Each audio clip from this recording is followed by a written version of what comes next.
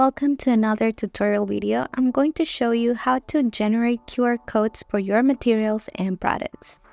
The process of creating the QR codes for your materials and products is the same. For this video, I'm going to show you how to do it with materials. You will need to go on your left sidebar to your materials page and then select the materials that you want to create a QR code for. Once you select them, you're going to click on the three dots on the top and click Print QR codes. Then you're going to set the quantity of each label, and once you select it, you just click on Generate Labels. Automatically, the system will generate the QR codes for each one of the materials or products you selected, and they're going to be ready to print.